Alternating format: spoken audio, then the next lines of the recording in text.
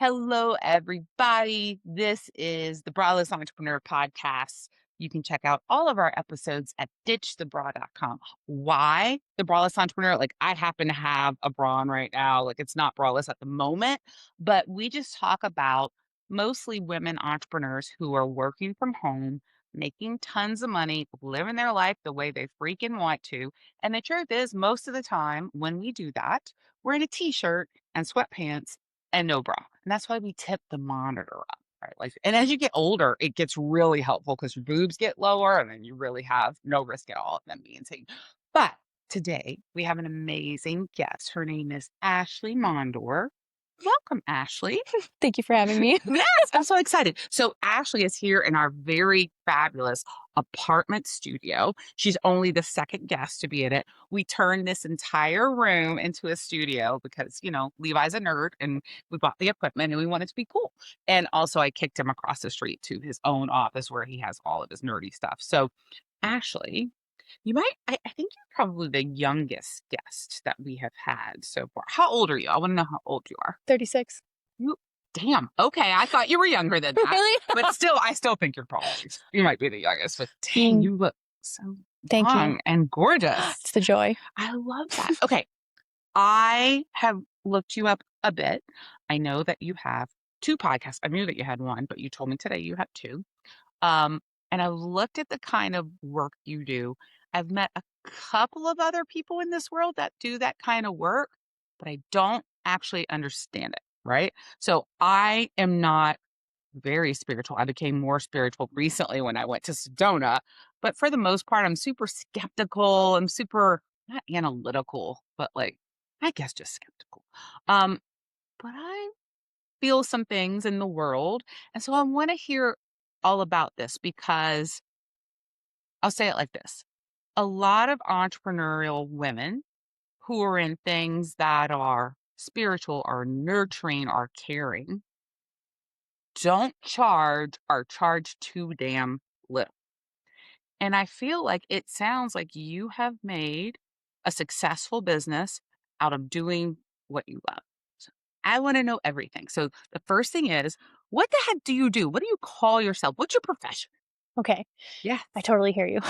So for me, I started in coaching and mentoring because I noticed even since I was a child that I would have adults come to me and ask for advice. As a child. Yeah.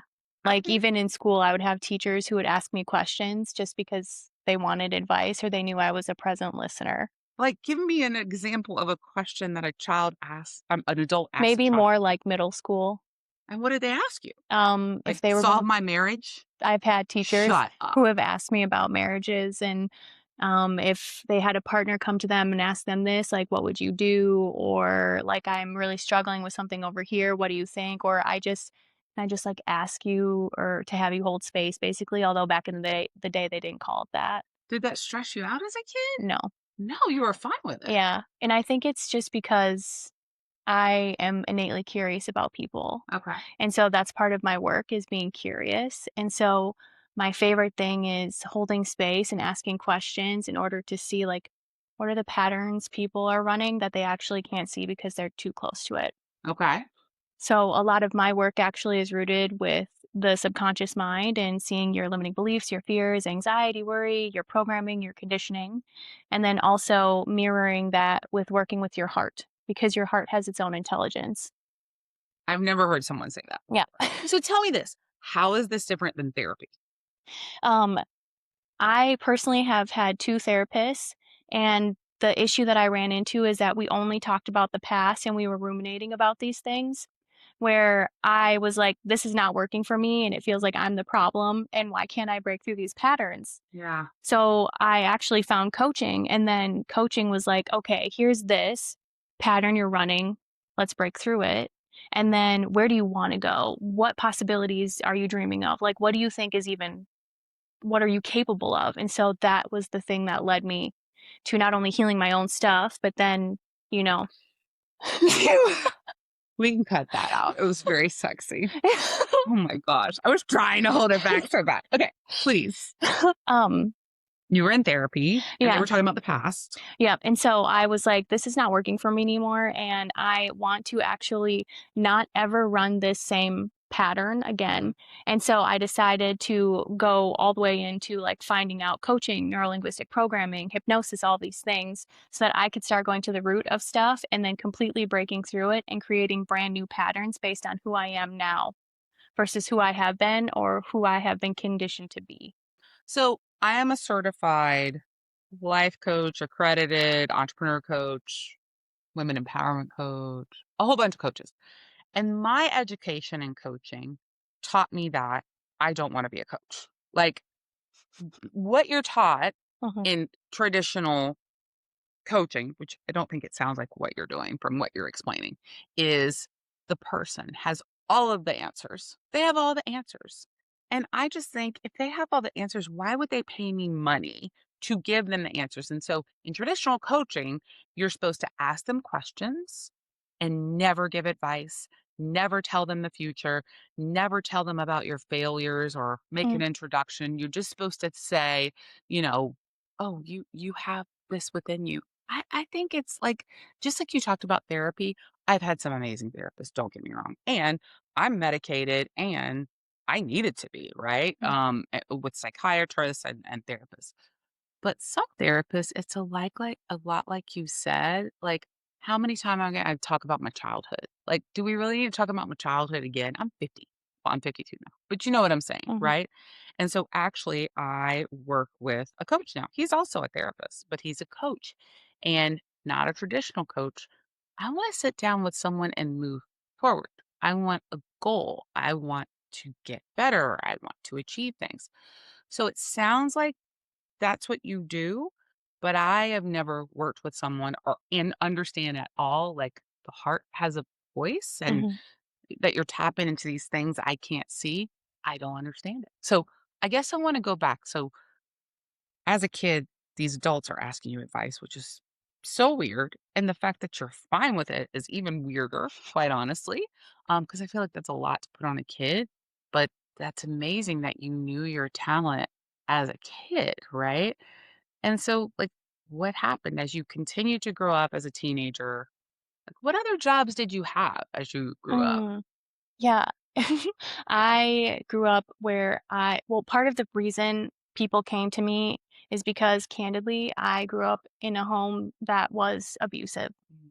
And that process actually helped me fine tune my intuitive gifts so that I could read energy, so that I could pay attention to are the footfalls different if they're angry versus if they're safe.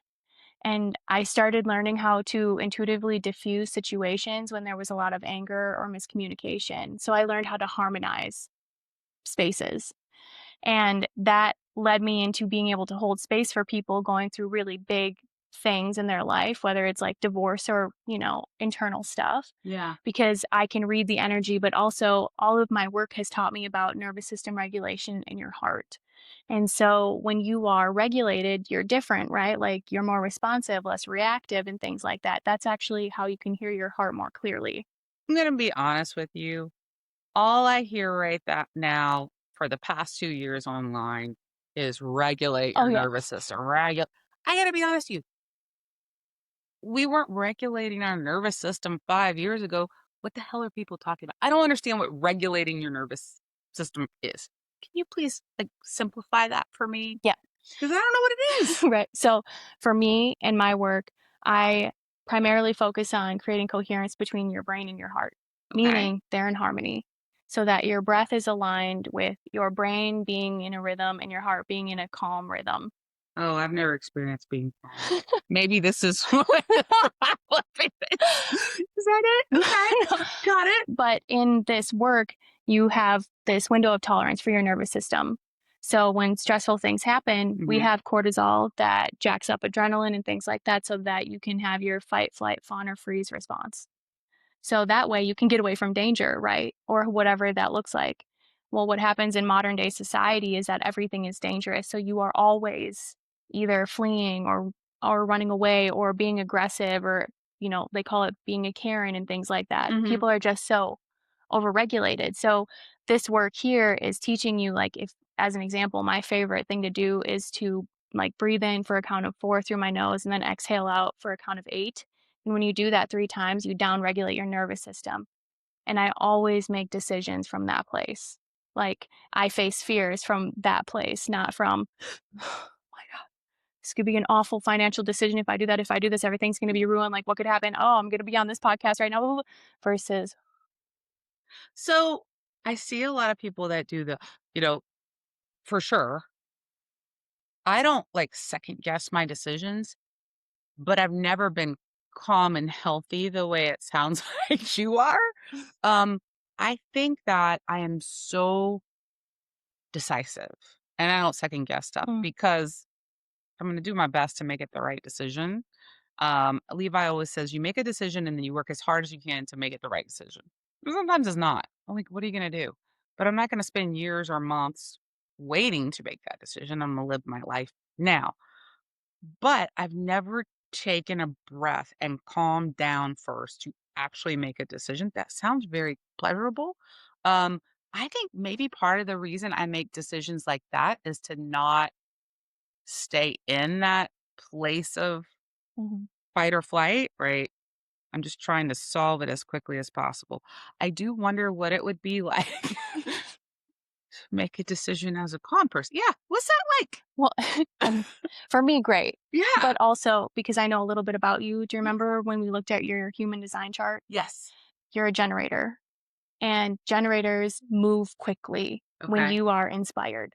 That's just how your energy works, Yeah. and so you may not be doing it wrong, it may actually be working extremely well for you, but Okay. for me, What are I you? I'm a projector, so Okay. I'm meant to guide the energy types, and you're an energy type. So, and part of my gift is the ability to see, which is why people hire me actually, because I can see unconscious patterns. I can see your limiting beliefs. I can hear where you're blocking yourself, stopping yourself, and then helping guide you to either, shift a root that you have in your unconscious that's been programmed or you've inherited from your family or society, and then helping you align with your heart because your heart is actually the gateway to your soul, I believe. Mhm. And so when you can hear your heart and you're acting in alignment with your heart, like that's why you're here. How do I like I feel like I do whatever I wanna do. How do I know and I've had a lot of people be like, "I wanna be like you," right? Because I do what I wanna do. But I've never thought about those messages coming from my heart. How would I know? Or Mm. yeah, how do you know if it's coming from your heart? When was the last time you made a decision that you felt good about? Every day. And how did you know that was right? 'Cause I'm just always doing the best I can and what I wanna do. Mhm. So for me, the way that I know is that I follow or feel the energy. So if I feel just like a little bit of excited or passion or curiosity, curiosity is typically my driver. Okay. Then I'm like, ooh, it feels expanded in my body versus contracted. Okay. And then that's where I follow. Like I always take one step towards the thing that I feel curious about or excited. Yeah. I have these 3 core values that I try to live by, which are people think this one's amazing. Make money, help people, and have adventures. And that is all I wanna do. And I don't wanna do anything that's not one of those things. I find that a lot of women, and I talk about this a lot, um, aren't proud to say or don't enable themselves to say, yes, they'll say all day long, I want to help people. I want to help people. I'm amazed because women are nurturers a lot of time and they're tapping into that. And that's beautiful. And yes, I'm speaking in stereotypes. Not everybody is the same. Um, but they don't feel as proud to say, I want to make money, or they don't feel like they should ask for what they deserve, which will make their life better, which is making the world better. So I glanced at your website. I glanced at your prices. I thought they were pretty cool. And I want to know, like, I do wanna go back. I wanna hear, like, what were your jobs before? Because this is such a weird, interesting thing that you're doing that I don't know a lot about. I know some people doing, like, energy work and stuff, and the stuff that I know is usually, like, Reiki, Mhm. like and I tried that once, and I gotta be honest, I didn't understand it. Like, I didn't feel anything, I didn't understand it. some people say it's amazing, and I'm sure it's from the practitioner that is either amazing in the connection that you have with that person. So what was your journey to this? Like, how the heck did you end up turning this into a business? Um, and what gave you the guts to actually be like, "This is what I do as an entrepreneur?" That's such a good question. Oh my Yeah. god. Okay, so I was stuck in the most toxic nonprofit job that I thought I would retire in because the mission was so amazing. So they trained assistance dogs for people with disabilities. Like Mm. every dog was $25,000 that the person did not have to pay for. And Wow. so I did marketing and communications for them. And I remember I brought all my stuff in because they were like, "We want you, we'll give you an office." And it was my first office. And I'm like, I made it. How old were you? I was in my later 20s. Okay, yeah, an office is a big deal, Right. right? And to shut the door. Yes. So I brought all my stuff in, and the first week was so toxic that I started bringing all my stuff back. And I'm like, I actually don't know how long I'll be here because my boss was the executive director. Mhm. And I remember actually when I gave my resignation, I gave it to HR, who I had been helping because nonprofits are small, right? And he told me if your resume ever came across my desk, I would trash it. And I was like, "Okay, this is what we're working with." But in that job was the moment where I found out that you could be a coach without having to be a sports coach. And so I came across this woman where she talked about living a life with passion and making beautiful money and helping people in ways that help their lives be incredible. Yeah. And so I was like, that. And so she was my first mentor and she cost me $5,000 and I had never invested in that way outside of This school. was in your 20s? Yeah. You paid $5,000? Yeah. I love that you invested Oh, like that. thank you. That's incredible. But that version of me was like, "Oh Yes. my Yeah, god, what if I fail?" of course. Yeah.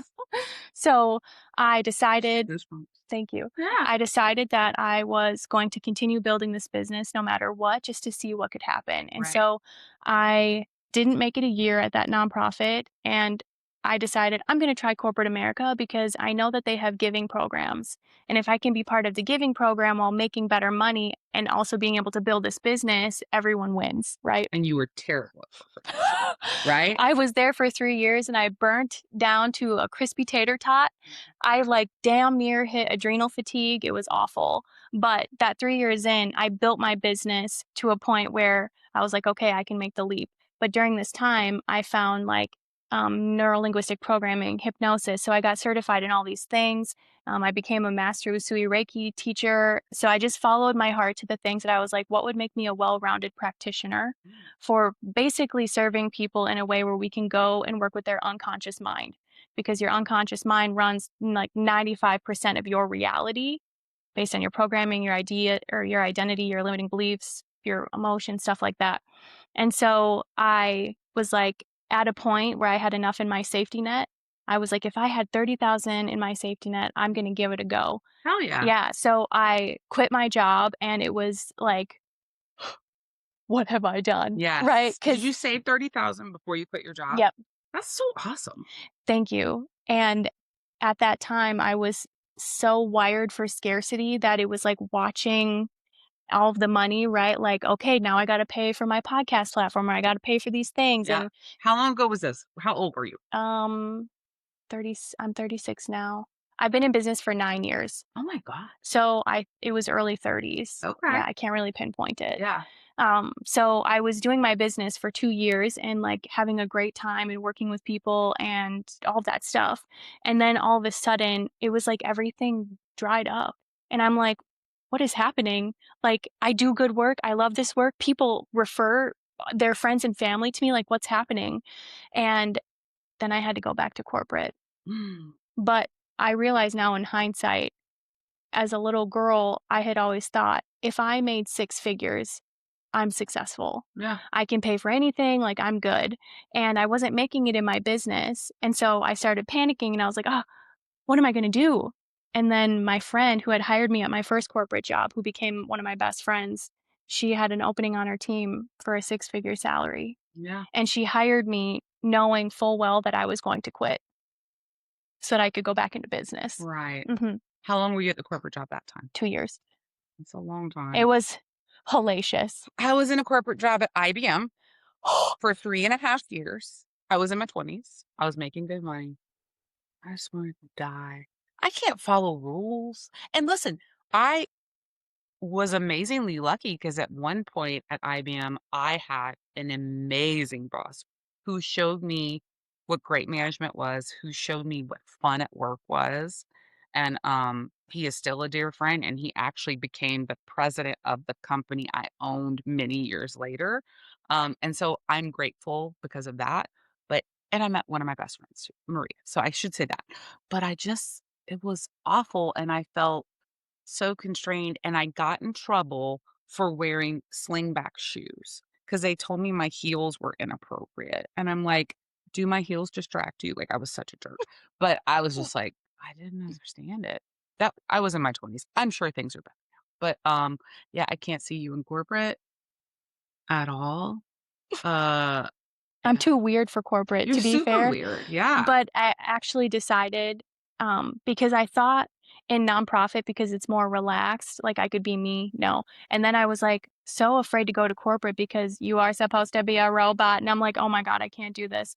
But Yeah. I had decided that no matter what, I'm going to be the fullest me because obviously I'm meant to be here for a reason. Right. So I am going to be that. And on my 30th birthday in corporate, I won an award from our whole division of like over 100 employees. It's called the True North Award, and I won it because of my personality. Of course. And Yeah. I was like, I have figured it out. Okay. Yes. And then I said goodbye. I Yeah. can't do this anymore. Yeah. I don't blame you. Mhm. Okay, so on the second time to corporate, why do you think you were there to like, what did you need to learn Oh, there? I know exactly. Okay. I had to be there first off so that I could pay down all of the debt that I had accumulated Yeah. from all my certifications and trainings and all of that stuff. And also because I was so bent on external recognition. Mm, I needed to step back and realize, like, you can rest and not everything I do has to perform because I have been an achiever my whole life. And yeah. at some point, you're like, for why? I'm burning myself for what point?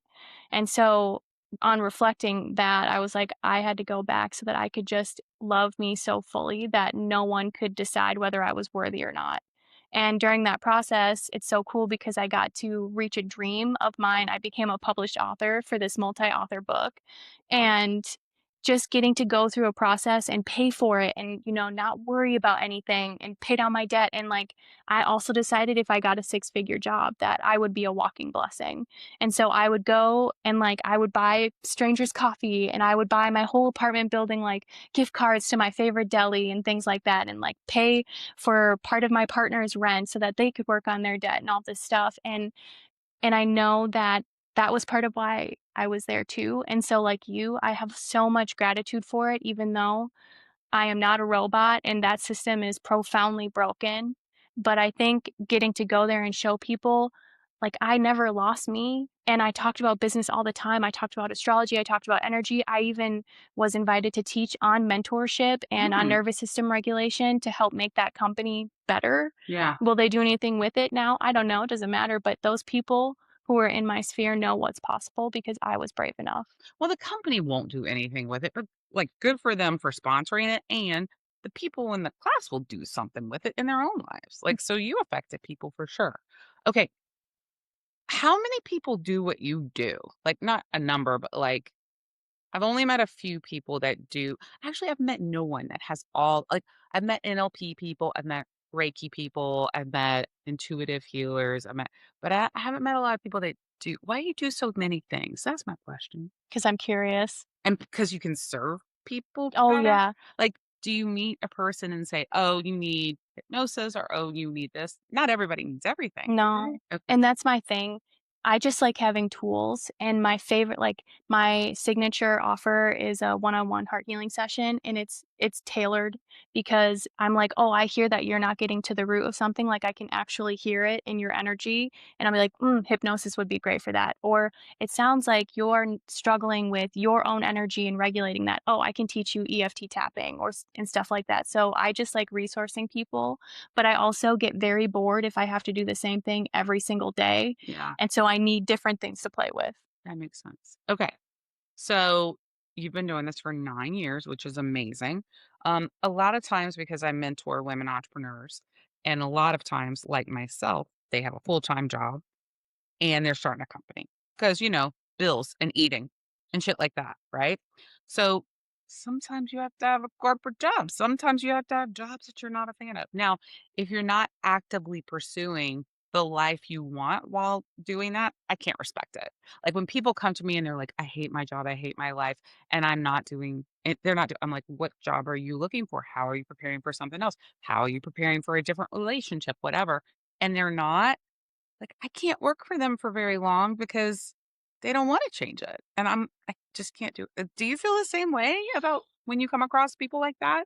Or are you more patient where you actually can help? Well, there's part of, what's the block there? What are you afraid of doing if you actually change that? Because usually there's an underlying unconscious belief or something that's serving you in some way. So it's like there's this dissonance where it's like, I want this, but this, what I have now is serving me and keeping me safe. And that's usually why people come to me is because I'm like, oh, freaking get it. Okay. And what would happen if we shifted this at an unconscious level? Okay. Because your unconscious mind speaks in metaphors and symbols, right? And so if we can actually shift how the metaphor is in your unconscious, you're going to start having different thought processes. You're going to start accessing different emotions, different beliefs because the root has changed. I might send those people to you because I don't understand them and they frustrate me, and I don't know how to do any of the things you just said, so I feel like you're nicer and that would be a better match. Okay, cool. So, you grow this business, a lot like I was saying, a lot of them have a job and they're in a business and they're always like, when can I quit? I love that you had the goal. You're like $30,000 and I can quit. Having that solid goal that you're working toward gives you peace, I think, and helps you envision this new life. So I usually say to people, because honestly, usually people are not as good as you are at saving money. You need to make 60% of your W 2 if you have health insurance, like from some other way, from a parent, from a partner, from, whatever. If you don't have health insurance, you need to make 80% because health insurance is expensive as hell, right? I'm curious, how did you find your health insurance you have right now? I bought it You bought it just like on privately. the market. You Yeah. bought it. Okay. Brilliant. And is it expensive as hell? Hmm.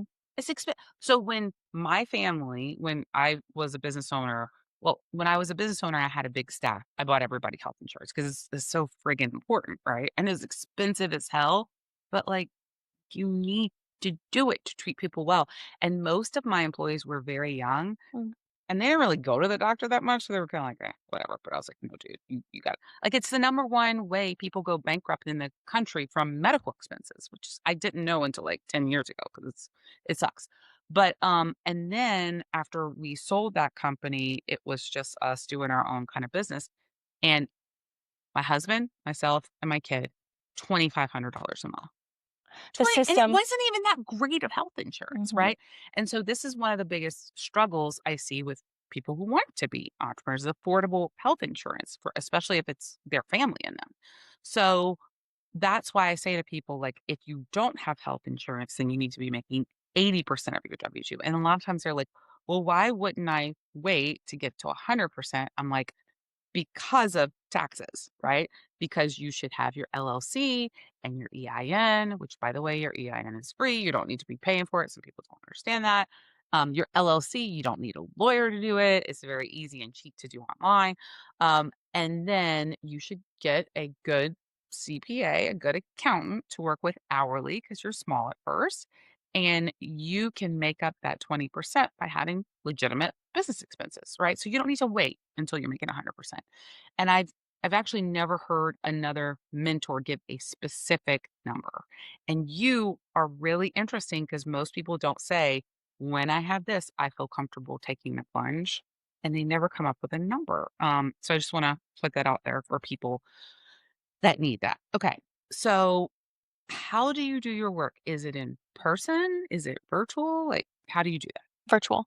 All virtual. Like, I went to one, like I said, Reiki person, did not go well, and it was, like, kinda like a massage, but they didn't touch me, and it was like this, and I'm like, "This is really stupid." Touch me, please, God. I mean, at least give me a massage if I'm not feeling anything here, like, I don't know. Um, so how do you Mm, How do you do this virtually? How okay. does that work? So a lot of Reiki practitioners work in person. That's great. That's not my vibe. And the reason why it's not my vibe is because when I am with you in person, I'm also regulating your nervous system because our nervous systems and hearts are talking right now. Yeah, like 3 feet, is Y- that It's it or six whatever? feet 6 feet, I is didn't your know heart. that. That's how far your electromagnetic field stretches out from Right. your heart. Your brain is a foot. And so Mhm. you are always calibrating typically to the most regulated person in the room unless there's chaos, which makes sense because we're like, oh God. So for me, everything is energy. Like you are crystallized into matter, but you are actually this energy being. And so energy can go anywhere based on intention. And in my sessions, what happens is you are by yourself, and we actually never even talk for another offering of mine where I work with angelic Reiki. Angelic Reiki is channeled from the angelic kingdom of light. It's a whole thing. What? It's a whole thing. Actually, I know. but I'm trying. it's the most incredible form of energy healing because I grew up in this space since the age of 8. Hang on. So, I just wanna make sure I understand.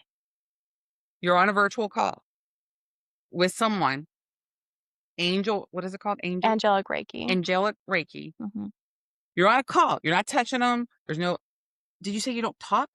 So for this session, for my one-on-one like heart healing sessions where I have hypnosis, we're talking. Right. I have another offer for angelic Reiki where you are in your own space for 30 minutes meditating, like chilling out, doing whatever you want, but just not like driving or taking care of kids Right. because we don't know how the energy will impact you. Sure. And then I'm over here and I have a whole framework and protocol in order to intentionally bring through your higher self, your spirit guides, and the angels who wish to step forward for you. Because we can, by intention and your receptivity, flow energy where you need it. Ashley. I know. I Okay, know. hang on. So, you're not on, like, a Zoom call? Nope. I could never book someone to do that because I'd be like, I know you, so I could book you to do that. But like, if I met someone and she was online or he was online and they were like, we're going to do this angelic thing. So make sure you're not driving or taking care of kids. I'd be sitting there being like, they're totally doing their laundry right now. But you're telling me you're sitting there completely focused on the can they feel that? Yep. Shut up. I swear to God, that's why I know because we don't interact on purpose because so as an example, I'm running the session for you and you're in your own space, I'm in mine. This whole time I have the channel open. I am also receiving intuitive messages from your spirit guides and your soul. And so I'm receiving these symbols and metaphors and things that I'm meant to share with you and you are at that time feeling energy. So I've had people say like I swear to God, I'm seeing colors behind my eyes. I felt you in my heart space. Like I could feel like pops and things like that in my back. And I'm like, yeah, I literally was there, but you wouldn't know that until I send the whole channeled thing of what came through for you. What about people like me who are like bullshit? Like, what about like Yep.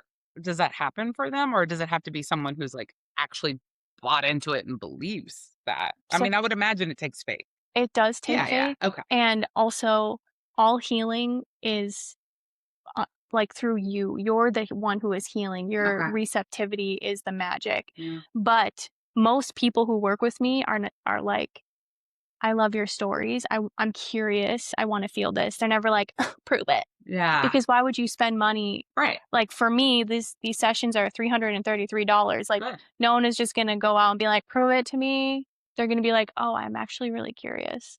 Okay. And Is it's it the okay best. that I'm asking you this Yeah, stuff? ask me more. Okay. Do people ask you this stuff all the time? No, because they're my audience. They don't wanna be jerks too, Well, maybe. I think they also my whole life has been filled with mystical experiences. And because I share these stories, people are like, what are you talking about? As an example, Yeah. in order to receive this Reiki certification that I went through for angelic Reiki, you have to go through attunements. So I had to go and read these invocations out loud in order to call in the right team, in order to clear my energy, all this stuff. I go through these attunements. This lady leads us through it, my teacher, and I come out of it and I'm like, oh my God, I'm going to practice this. Okay. So I go to meditate. I run this protocol where I invoke the angels, my higher self, stuff like that. And midway through, as I'm meditating and receiving this energy, I get a phone call and I'm like, I'm meditating. Right. So I pick up my phone to see. that a 4444 number is calling me, and 444 in, numerology and, like, synchronicities is the Yeah. number of the angels. Okay. And I thought, "Okay, that's so funny." So I put it down, and I'm like, "Wait." I pick up my phone again, and who's calling me is a number from Los Angeles, the city of angels. Oh, I didn't even think about it. And Yeah. that has never happened to me before. And so things like that happen all the time. Or when I have a session with someone for angelic Reiki, I will have their deceased loved ones come through and they have a message or they send me a symbol, and the symbol will be like exactly something that they had in their childhood or represents their grandmother. Like I had a rose come through, and this lady, she was like, that was my that's my grandmother's flower. Or I had another woman where I saw pink carnations in her heart and I just wrote it and I'm like, "Oh my god, I feel so silly." And she was like, "That's my favorite flower. I grow them every year." Like I could have known that because I've never talked to these people before. Right. Okay. We should wrap up soon. So, a couple questions. How can people find you? You can find me at www.ashleymondor.com. Spell your last name. Mondor. And you're pretty big on social media. You have a podcast. What's the name of your I podcasts? have 2 podcasts. I have the Free Your Heart podcast, which you can find on my website, and, Insightful with Ashley Mondor. Okay. I love that. Okay. So, you talked about the angel, what do I call it? The angel And healings, oh, those are halo healings. halo healings. I like that name. And those are 333. Mhm. And then what other services and how much are those? Mm. I have heart healing sessions for people who wanna work at an unconscious level, rewiring beliefs, stuff like that. That is 555, and then those are 1 hour. So both of those are 1 hour long, and then I also it's so funny to say, but I have an offering called Between Realms. I get messages from the collective in my dreams, and people pay me to read about my dreams. I know. This is It's crazy. so crazy, but I'm telling you, like, people have breakthroughs and epiphanies when they read my stories because you're in my dream, but you're also getting the wisdom and the lessons, Okay. and So, that's $22 a month. so cheap. Okay, but I don't think your other stuff is as cheap. And I want to know, like, how did you get there? Because, yes, I'm very skeptical, but obviously, these people are, their lives are being changed by what you're doing. How did you get to the point where you're like, I'm going to charge what I'm worth? I'm going to charge for the value that I'm providing. I'm not saying you shouldn't go up. I always think people should go up. But how'd you get there? How did you build your confidence enough? Because a lot of women do not. Yeah. I decided that I was going to increase my prices step by step and then regulate my nervous system to be okay with it. And it hasn't been easy. Yeah. Like every time when I was like, "Oh my god, I'm going to jump by $100. People are not going to hire me anymore." And then I'm going to be out on the street like a troll under a bridge, okay? But I did that and I never died. Mm. And people kept buying. And I noticed that the higher the prices, the different type of clientele would come to me. People who are more ready to do the work because they have more energy or investment in whatever exchange we're running through. And so it's just been an enlightening process. And you're going to be afraid. And it's because you are expanding your growth edges. Yeah. So, how many of your clients are repeat clients? Most of them. Most of them. And how often do they usually do something? Some are once a month, some are, like, every few months when they feel like they have something they've walked through that they need feedback on, or they wanna work through it, or they want, like, a tune-up energetically. Are they mostly women?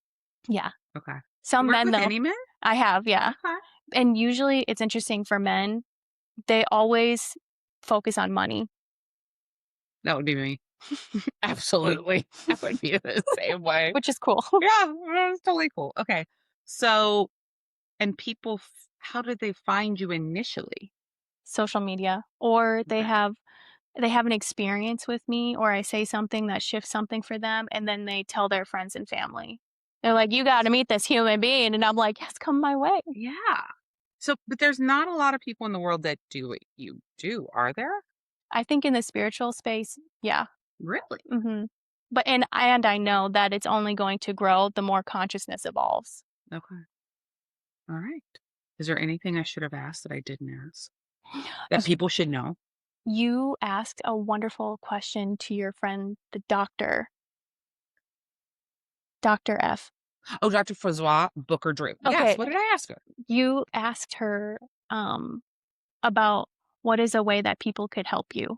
Oh, yes, I should ask you that. I'm so sorry. Yeah, because that's all I keep saying women, women, women, but like they don't ask for what they want. What the heck do you want, Ashley? So I had this idea when I was listening to that episode. Yeah. If I or you shared something today that was impactful or moved someone in some way or inspired them, if you could share this episode with someone you love or on your social media and tag us, it would mean the world. Like, it would mean the whole world because you amplify my voice and I want to amplify yours. And it's the act of reciprocity and abundance, right? It's an infinite loop. And so sharing our work helps us. And I would be so appreciative. Thank you, Ashley. As you can tell, Ashley is really sweet and really positive. Um, I think you'll notice, I hope you notice that on this podcast, we're going to have all types of women entrepreneurs, doctors and lawyers and spiritual guides and CEOs, and not just people that are good and have exactly the same views as I do, because that's super freaking boring. So I have learned so many weird things today, right? Like super weird, beautiful, interesting things. So thank you. Thank you for bringing that to the table. All right, y'all. Thanks so much for joining us. This is the Braless Entrepreneur. Check us out at ditchthebra.com. Take off your bra, keep on your t shirt, and get back to work. Thank you. Yeah. You